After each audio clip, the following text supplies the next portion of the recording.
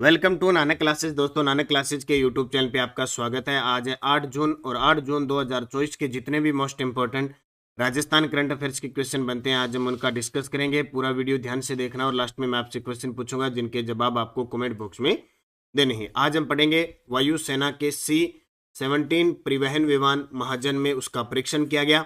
Asia का सबसे बड़ा रेलवे ट्रेनिंग मॉडल कक्ष उदयपुर में बनने जा रहा है। और चर्चा में रही बीकानेर की खिलाड़ी माया बिश्नोई। किस कारण चर्चा में रही, पूरी डिटेल इस वीडियो के माध्यम से करेंगे। डेली इस समय आपको एक क्लास मिलती है, संडे के दिन वीकली और फिर मंथली क्लास मिलती है। तो करें स्टार्ट आज की क्लास।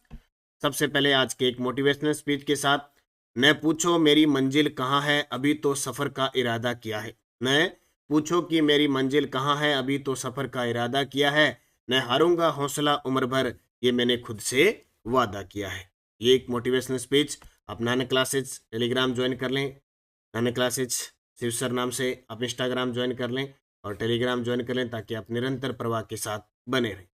करें आज की क्लास की शुरुआत। सबसे पहले कल के क्वेश्चनों को रिवाइज करते हैं। कल हमने पढ़ा, हाल ही में किस राज्यसभा सांसद के लोकसभा सांसद बनने पर राज्यसभा की एक सीट पर उपचुनाव हुआ? AC Venugopal. PLFS survey report के अनुसार 2023-24 के दौरान राजस्थान में बेरोजगारी दर रही 24%। 4 जून 2024 को कोटा संसदीय सीट जीतकर एक उल्लेखनीय उपलब्धि किसने हासिल की? ओम बिरला ने, जो 17वीं लोकसभा के अंदर स्पीकर थे। 18वीं लोकसभा चुनाव के तहत देश में 6 राजनीतिक पार्टियों को राष्ट्रीय पार्टी का दर्जा है। एक भाजपा, एक कांग्रेस, एक बहुजन समाजवादी पार्टी, एक CPIM नेशनल पीपुल पार्टी और आप पार्टी। राष्ट्रीय पार्टी का दर्जा कैसे मिलता है, कल मैंने आपको कल की वीडियो में पूरा बताया था। 18वीं लोकसभा चुनाव परिणाम में राजस्थान में कांग्रेस और भाजपा के अलावा किस पार्टी को सीटें मिली? तो राजस्थान में कांग्रेस को 8 सीट मिली और भाजपा को 14 सीट मिली। ठीक है, इसके अलावा एक BAP को, एक RLP पार्टी को और एक माकपा पार्टी को सीट मिली थी। ये हमने कल पढ़ा था। इसकी क्विज ध्यान रखना। नानक क्लासेज शिव सर नाम से टेलीग्राम ज्वाइन कर लो, वीडियो की डिस्क्रिप्शन में लिंक है। सारे के सारे विद्यार्थी लिंक से टेलीग्राम ज्वाइन कर लो। उसमें एक तो इस करंट अफेयर्स की क्विज मिलती है, प्लस आपको इसकी रोज PDF शाम को मिल जाती है।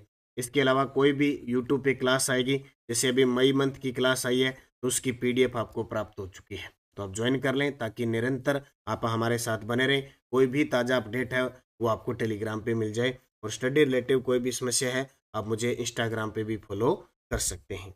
करें स्टार्ट आज की महत्वपूर्ण कड़ी की क्लास। और इसका जो टेस्ट है, जिस विद्यार्थी ने नानक क्लासेज ऐप के अंदर टेस्ट सीरीज ले रखी है जनवरी से दिसंबर 2024 की, इसमें आपको टेस्ट डेली मिल जाता है। अभी 50% इसमें छूट चल रही है। और कोई विद्यार्थी मुझसे स्पेशल राजस्थान ज्योग्राफी पढ़ना चाहता है 50 जिलों पर आधारित, तो उसकी शुरुआत हो चुकी है वीडियो कोर्स से। उसमें आपको वीडियो, PDF और नोट्स उपलब्ध होंगे, टेस्ट उपलब्ध होंगे। तो स्टार्ट करें आज की क्लास। पहला प्रश्न, अवैध खनन और थार के रेगिस्तान के बढ़ते विस्तार को रोकने के लिए देश की अरावली ग्रीन वॉल प्रोजेक्ट का संचालन किया जाएगा देश में। इसमें राजस्थान के कितने जिले शामिल किए गए हैं? देखो, सीधी सी बात है कि जो अरावली पर्वतमाला है वो गुजरात, राजस्थान, हरियाणा और दिल्ली में लगभग 692 किलोमीटर लंबी है। और उसमें से 80% लगभग 550 किलोमीटर अकेला राजस्थान में आता है। जब अरावली पर्वतमाला विश्व की सबसे प्राचीन पर्वतमाला है, जब बनी थी वलित पर्वतमाला, और आज ये अवशिष्ट रूप धारण कर चुके हैं। कारण कि अवैध खनन के कारण लगातार ये टूट रही है। और इस कारण थार का जो रेगिस्तान है वो लगातार पूर्व की तरफ बढ़ रहा है। अवैध खनन हो रहा है, पेड़ पौधे काटे जा रहे हैं। इस वजह से अभी हाल ही में अरावली ग्रीन वॉल प्रोजेक्ट, ये देखो, यानी इस क्षेत्र को हरा भरा किया जाएगा पेड़ पौधे लगाकर। ठीक है, तो सबसे ज्यादा भाग राजस्थान में है। और राजस्थान के लगभग लगभग 13 से 15 जिले वैसे आते थे, अब कुछ नए जिले बन गए, तो इसका विस्तार लगभग 18 जिलों में हो गया। तो राजस्थान के लगभग 18 से 19 जिले इसमें शामिल किए गए हैं। अब देखिए, अरावली ग्रीन वॉल प्रोजेक्ट ये 2023 के अंदर प्रोजेक्ट आया था। यह हरियाणा, राजस्थान, गुजरात और दिल्ली राज्यों को शामिल करते हुए अरावली पर्वत श्रृंखला के चारों ओर 1400 किलोमीटर लंबी और 5 किलोमीटर चौड़ी ग्रीन बेल्ट बफर बनाने की एक महत्वाकांक्षी योजना है। यानी ये जो सिस्टम है ये बनाई जाएगी, क्योंकि यहाँ गुजरात, ये राजस्थान, ये हरियाणा और दिल्ली की रायसीना पहाड़ी तक है, ये फैली हुई है। इसको क्या किया जाएगा? तैयार किया जाएगा। अब इसमें राजस्थान के लगभग 18 जिले आएंगे। यह योजना अफ्रीका की ग्रेट ग्रीन वॉल परियोजना से प्रेरित है, जो सेनेगल पश्चिम से लेकर जिबूती पूर्व तक विस्तृत है, यह वर्ष 2007 में लागू हुई थी।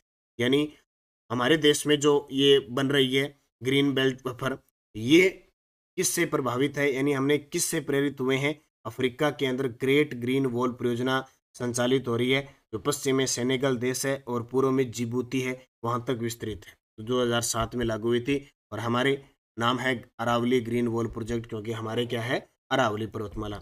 अभी आपने देखा होगा मानसून आ रहा है और अरावली पर्वतमाला यहाँ जो फैली हुई है उसको कहते हैं महान विभाजक रेखा, कहते हैं भारत की 50 सेंटीमीटर वर्षा रेखा। अब जैसे ही मानसून आएगा, दक्षिण पश्चिम मानसून का, एक अरब सागर की खाड़ी और एक बंगाल की खाड़ी का मानसून, तो अरब सागर की खाड़ी का मानसून सबसे पहले बांसवाड़ा में पहुंचेगा और इस अरावली के समानांतर समांतर चलता चलता हिमालय में टकरा के फिर यहाँ बारिश करेगा और अरावली के पूर्व में खूब सारी बारिश होगी और पश्चिम वाले तरसते रह जाएंगे। ठीक है, ये महान विभाजक जल विभाजक का काम करती है, ये है। और ये बहुत सारे काम उल्टे भी करती है, सीधे भी करती है। इधर पश्चिम में वर्षा नहीं आने देती और पश्चिम से थार के मरुस्थल को इधर नहीं आने देती, लेकिन अब लगातार क्या है, अवैध खनन वगैरह होने के कारण ये टूटी फूटी हो रही है, तो ये याद रखना है। उद्देश्य भूमि शरण की बढ़ती दरों और थार रेगिस्तान की पूर्व की ओर विस्तार को नियंत्रित करना है। पेड़ पौधे लगाकर अरावली श्रृंखला की जैव विविधता पारिस्थितिकी तंत्र को विकसित करना है, जो कार्बन पृथक्करण में मदद करेगा, वन्य जीवों के लिए आवास प्रदान करेगा और जल की गुणवत्ता और मात्रा में सुधार करेगा। क्योंकि अरावली पर्वतमाला से सर्वाधिक नदियों का उद्गम होता है, सबसे ज्यादा खनिज संपदा है, सबसे ज्यादा वन और वन्य जीव अभ्यारण्य यहाँ स्थित है। इसमें अरावली पर्वतमाला राजस्थान में 9% भाग पे फैली हुई है और यहाँ की जनसंख्या 10%। ये चीज आपको इम्पोर्टेंट याद रखनी है। अरावली ग्रीन वॉल प्रोजेक्ट में राजस्थान के लगभग 18 जिले शामिल। दूसरा प्रश्न, भारतीय वायुसेना के C-17 परिवहन विमान स्वदेशी डिलीवरी प्लेटफॉर्म का सफल परीक्षण कहाँ किया गया? देखो, कोई भी सेना के अंदर जब कोई स्वदेशी है, विदेशी है, कोई भी विमान है, कोई किसी भी प्रकार का प्रोजेक्ट है, उसको पहले परीक्षण किया जाता है कि वो कितना कामयाब है कि नहीं है। तो परीक्षण किया गया महाजन फील्ड फायरिंग रेंज बीकानेर। ठीक है, महाजन फील्ड फायरिंग रेंज बीकानेर, ये आपके सामने तस्वीर है, स्वदेशी KC-17 परिवहन विमान है। तो भारतीय वायुसेना के C-17 परिवहन विभाग महाजन फायरिंग रेंज में स्वदेश में विकसित एक भारी प्लेटफॉर्म को एयर ड्रॉप किया गया है। C-17 से BMP की रणनीति हवाई डिलीवरी है। भारतीय सेना और aerial delivery research and development establishment ADRTI के साथ मिलकर भारतीय सेना के विमान ने भारी प्लेटफॉर्म को ड्रॉप किया है। इस उपलब्धि से भारतीय वायुसेना की क्षमता में वृद्धि हुई है। इस एयर ड्रॉप की खासियत क्या है कि सफल एयर ड्रॉप ने न केवल स्टिक हवाई युद्धाभ्यास में भारतीय वायुसेना की शक्ति को प्रदर्शित किया, बल्कि रक्षा के क्षेत्र में भारत की आत्मनिर्भरता की दिशा की तरफ भी कदम बढ़ा है। तो यानी भारत में निर्मित है, स्वदेश है, तो इसका कहाँ से?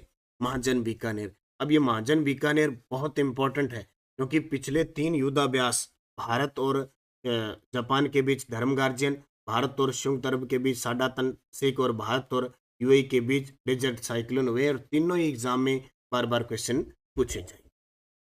अगला प्रश्न, हाल ही में किस विश्वविद्यालय द्वारा गेहूं की तरह बिना छिलके वाली जौ की नई किस्म तैयार की जाएगी? देखो, गेहूं देखिए आपने, खाते हो, क्योंकि हम कहते हैं ना गेहूं खा के सोचें। ये मारला पश्चिमी राजस्थान वाला यहाँ डायलॉग मारा है कि 1482 खा के सोवा में। ठीक है, तो गेहूं पर कोई छिलका नहीं होता है, उसी प्रकार। और आपने जो देखा होगा, जौ के ऊपर एकदम बंद छिलका होता है, बहुत मुश्किल से हम खोल नहीं सकते।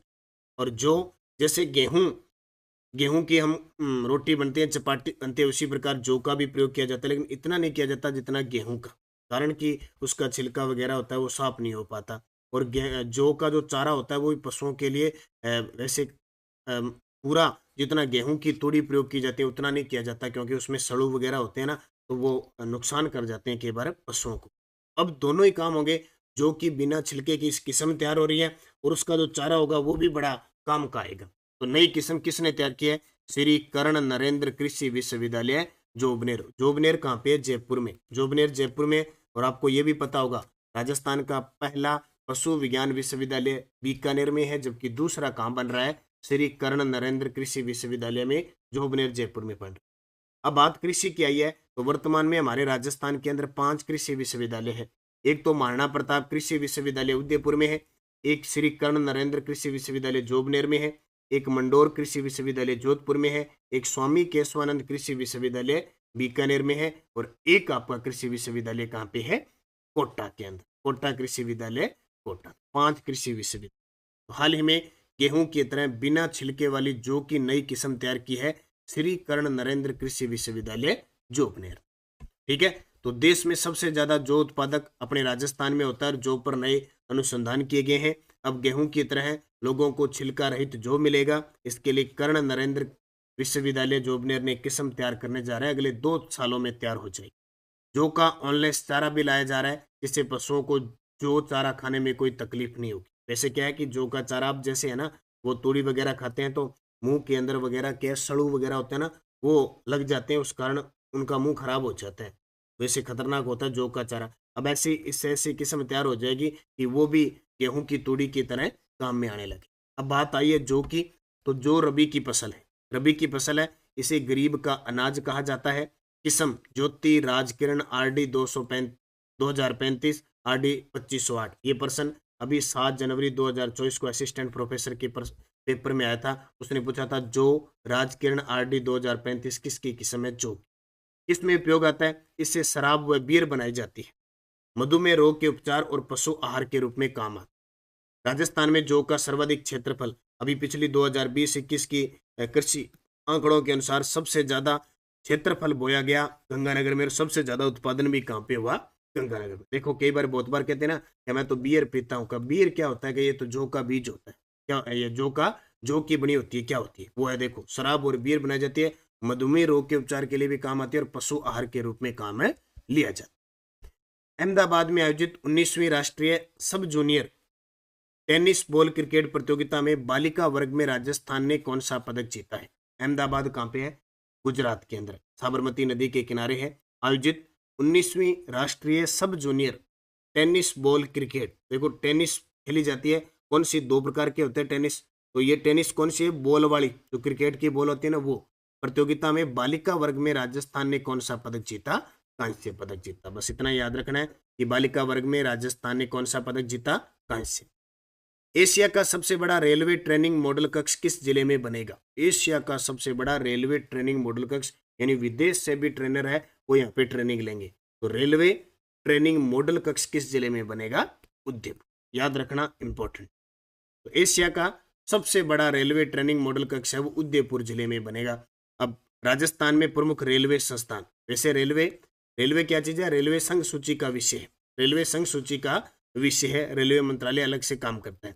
देखो राजस्थान में प्रमुख रेलवे संस्थान लोको रेलवे कारखाना है अजमेर के अंदर, भारतीय रेल अनुसंधान व प्रशिक्षण केंद्र है पंचभद्रा बालोतरा में, सिमको वैगन फैक्ट्री है भरतपुर में, और पश्चिमी रेलवे क्षेत्रीय प्रशिक्षण केंद्र है उदयपुर में।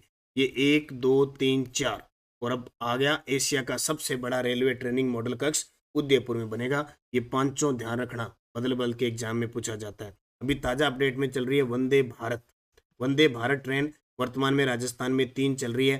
पहली अजमेर से दिल्ली, दूसरी जोधपुर से साबरमती, और तीसरी चल रही है उदयपुर से जयपुर। और इसके रख रखाव के लिए भगत की कोठी जोधपुर के अंदर डिपो का निर्माण किया जा रहा है। हाल ही में चर्चा में रही बीकानेर की खिलाड़ी माया बिश्नोई का संबंध किस खेल से है। खेल खिलाड़ी से संबंधित इसी प्रकार के क्वेश्चन पूछे जाते हैं। तो हाल ही में चर्चा में रही बीकानेर की खिलाड़ी माया बिश्नोई का संबंध किस खेल से है, वो तीरंदाज है। क्या है, तीरंदाज। आपके सामने बीकानेर की बात आई है तो बीकानेर के एक पैरा तीरंदाज खिलाड़ी श्याम सुंदर स्वामी को याद रखना। बीकानेर की साइकिलिस्ट है मोनिका जाट, और बीकानेर की बॉडी बिल्डर है प्रिया सिंह। ये 3 खिलाड़ी, और चौथी माया बिश्नोई बीकानेर की तीरंदाज है। क्यों चर्चा में आई, तो कोरिया में आयोजित जूनियर एशिया कप में भारतीय तीरंदाजी महिला कंपाउंड टीम ने रजत पदक जीता। कोरिया में आयोजित जूनियर एशिया कप में भारतीय तीरंदाजी महिला कंपाउंड टीम है, उसने रजत पदक जीता। भारतीय टीम में बीकानेर की माया बिश्नोई ने बेहतरीन प्रदर्शन करते हुए टीम को फाइनल तक पहुंचाने में बड़ी भूमिका निभाई। अब ये प्रश्न आए ना आए, ये एग्जाम में पक्का आने का चांस बनेगा कि माया बिश्नोई का संबंध किस खेल से है। ठीक है, बीकानेर की माया बिश्नोई का संबंध किस खेल से है, तीरंदाजी से। तीरंदाजी की बात आई है तो राजस्थान के अंदर 2 खिलाड़ी और याद रखना, स्वाति दूधवाल वो भी तीरंदाज है, और रजत चौहान है वो भी तीरंदाज है। तीसरी होगी माया बिश्नोई, वैसे तो और भी होते हैं लेकिन इंपॉर्टेंट, तो माया बिश्नोई बीकानेर की है। तीरंदाजी में भारतीय टीम ने कोरिया में आयोजित जूनियर एशिया कप में रजत पदक जीता, उसमें मेन भूमिका किसकी थी? माया बिश्नोई। राजस्थान की खिलाड़ी मानिनी कौशिक का संबंध किस खेल से है? और मानिनी कौशिक वर्तमान में बहुत चर्चा में है। पिछला असिस्टेंट प्रोफेसर का जो पेपर हुआ था उसमें मानिनी कौशिक से संबंधित क्वेश्चन आया था। एशियन गेम में भी इन्होंने पदक जीता था। तो तस्वीर आपके सामने ये है मानिनी कौशिक, इनका संबंध किस खेल से है? तो मानिनी कौशिक, यहाँ पे ऑप्शन नहीं आया अभी, हम एक ऑप्शन लेते हैं निशानेबाजी। क्या है? निशानेबाज है, थोड़ा सा ऑप्शन नहीं गया अभी मिस्टेक से, यह है निशानेबाज। मानिनी कौशिक है निशानेबाज, याद रखना क्या लगाती है? निशाना। तो National Rifle Association of India की ओर से आयोजित Karni Singh Memorial National Shooting Championship में मानिनी कौशिक ने 50 मीटर 3P सीनियर में कांस्य पदक जीता है। इस चैंपियनशिप में मानिनी ने टीम स्पर्धा के साथ भी रजत पदक जीता। तो लगातार चर्चा में है मानिनी कौशिक किस खेल की खिलाड़ी है? शूटिंग यानी निशानेबाज है, और हाल ही में 50 मीटर 3P सीनियर में इन्होंने कांस्य पदक जीता है। जरूर याद रखना, खेल खिलाड़ी से मैं आपको इस प्रकार के क्वेश्चन दे रहा हूं ताकि आपकी याद रहते रहे। टेलीग्राम ज्वाइन करना मैंने बता दिया, Nanak classes Shiv sir, video की डिस्क्रिप्शन में लिंक है। शाम तक PDF भी मिलेगी, शाम तक क्विज भी मिलेगी, और भी जो भी सूचनाएं आपको लगातार मिलती जाती। पिछले वीडियो का क्वेश्चन था डॉक्टर सौम्या गुर्जर किस नगर निगम की महापौर है? डॉक्टर सौम्या गुर्जर किस नगर की महापौर है? जयपुर हेरिटेज, जयपुर ग्रेटर, दक्षिणी जोधपुर, कोटा। तो जयपुर ग्रेटर की महापौर है डॉक्टर सौम्या गुर्जर। अब आपके लिए क्वेश्चन जिसका जवाब कमेंट में देना है। कोटा बूंदी लोकसभा सीट से सांसद कौन बने हैं? गजेंद्र सिंह शेखावत, भूपेंद्र सिंह यादव, ओम बिड़ला, अमरारा। सही जवाब आपको कमेंट बॉक्स में देना है। यस्टे डोज में हमारी सीरीज चल रही है रीट लेवल मुख्य परीक्षा L1 की, जिसमें किस प्रकार के क्वेश्चन पूछे गए थे उनकी चर्चा करें और इसी के अकॉर्डिंग आपको पढ़ने। आज एक न्यूज आई है कि शिक्षा विभाग में बहुत सारे पद खाली पड़े हैं, तो निश्चित है सरकार शिक्षा विभाग में खूब सारी भर्ती निकालेंगे, बस आप उससे पहले तैयारी रखें। हड़ौती बोली किस क्षेत्र में बोली जाती है? दक्षिणी पूर्वी क्षेत्र में, कोटा बूंदी बारा झालावाड़। तेरापंथी संप्रदाय का संबंध है जैन धर्म से। सावित्री माता रोपवे किस जिले में? पुष्कर में। देखो, पहला रोपवे ये सुंदा माता मंदिर जालोर में है, दूसरा इच्छापूर्ण करणी माता उदयपुर में है, तीसरा सावित्री माता मंदिर है, चौथा सामोद हनुमान जी मंदिर है, पांचवा खोले के हनुमान जी मंदिर है, और छठा नीमच माता मंदिर वाला बन गया, सातवां जीण माता वाला बन गया। ठीक है, वर्तमान में 7 रोपवे संचालित है। किस मृदा को रेगूर मृदा भी कहते हैं? काली मिट्टी को रेगूर मृदा कहते हैं, हड़ौती क्षेत्र में खास करके पाई जाती है, इसको वर्टिसोल्स कहते हैं। और काली मिट्टी, यहाँ कपास खूब होती है तो इसे कपासी मिट्टी भी कहा जाता है। बेसाल्ट चट्टानों से इसका निर्माण हुआ है। राजस्थान के किस भाग में सर्वाधिक मक्का उत्पादित होता है? दक्षिण भाग में सबसे ज्यादा होता है। वर्तमान में भीलवाड़ा, चित्तौड़गढ़, उदयपुर में सबसे ज्यादा मक्का, और मक्का ज्यादातर लाल लोमी पर्वतीय मिट्टी के अंदर पाया जाता है। ये पांचों याद रखना। अब आपके लिए क्वेश्चन जिनके जवाब कमेंट में देना है। रीट मेंस एग्जाम L1 2022 की भर्ती की। राष्ट्रीय मरु उद्यान किन जिलों में फैला है? वेली कृष्ण रुक्मणेरी ग्रंथ किसके द्वारा रचित है? कला प्रेमी सावंत सिंह किस प्रांत के शासक थे? राज्य की प्रथम वन नीति कब लागू की गई? और स्त्रियां बोरला आभूषण शरीर के किस अंग पर पहनती है? इस प्रकार के क्वेश्चन एग्जाम में पूछे जाते हैं। बहुत ही आसान से प्रश्न देख लो आप कैसी तैयारी कर रहे हैं और एग्जामिनर क्या पूछ रहा है, फिर भी आपका सिलेक्शन नहीं हो रहा। इसका मतलब कमी क्या रह रही है कि आता हुआ प्रश्न ज्यादा गलत हो रहा है, उस पर गौर करना है। इसलिए मैं ये रोज 5 डोज लेके आता हूं ताकि आपको पता लगे एग्जामिनर कैसे प्रश्न देता है। निरंतर बने रहे नानक क्लासेस के साथ, निरंतर पढ़ें, निश्चित आपको सफलता मिलेगी। ये देखो, रीट लेवल फर्स्ट के विद्यार्थी आप मेरे साथ जुड़ सकते हैं। वीडियो कोर्स, ये नोट्स प्लस टेस्ट सीरीज, बड़ी गजब तरीके की, हर टेस्ट के बाद रैंक जारी होती है। L2 वाले भी जुड़ सकते हैं, 160-80 अंक वाले जो मैटर है उसके साथ। कॉलेज व्याख्याता चाहे संस्कृत विभाग हो चाहे सामान्य हो, आगे भर्ती फिर आएगी। तृतीय प्रश्न पत्र के वीडियो कोर्स उपलब्ध हैं, आप जरूर ज्वाइन करें, निरंतर मेहनत करें। बाकी फर्स्ट ग्रेड, सेकंड ग्रेड सब टेस्ट सीरीज हमारी चल रही है। अब स्पेशल नए 50 जिलों के हिसाब से आप मुझसे राजस्थान जीके पढ़ना चाहते हैं तो आप जुड़ सकते हैं। इसमें आपको video course, notes plus test मिलेगा हर टॉपिक का। अकेले इतिहास पढ़ सकते हैं, कला संस्कृति पढ़ सकते हैं, इतिहास और कला संस्कृति पढ़ सकते हैं, चारों पढ़ सकते हैं, या जियो पढ़ सकते हैं। जो भी आपको अच्छा लगे आप कोर्स लेके आप निरंतर मेहनत करें, अच्छे तरीके से पढ़ें, निश्चित आपको सफलता मिलेगी। और कोई विद्यार्थी शिक्षा मनोविज्ञान के प्रीवियस क्वेश्चन हर एक टॉपिक कवर करना चाहते हैं तो हमारा दूसरा जो ऐप है प्रताप क्लासेज, उसको ज्वाइन करके आने वाली हर एक भर्ती के लिए आप बार बार इसका अभ्यास करें। जब भी आप कोई टेस्ट सीरीज लेते हो तो कम से कम आप 3-3 बार उसका अभ्यास करें, बार बार करें। एक बार कर लिया फिर सप्ताह में फिर करें, फिर सप्ताह में फिर करें, 2-2 3-3 बार एक टेस्ट को करें, आपकी तैयारी बड़ी गजब की होगी। तो निरंतर अध्ययन करने के लिए चुने नानक क्लासेज को। Video course, test series, app सब आपके लिए उपलब्ध है। धन्यवाद। जय हिंद, जय भारत, जय राजस्थान।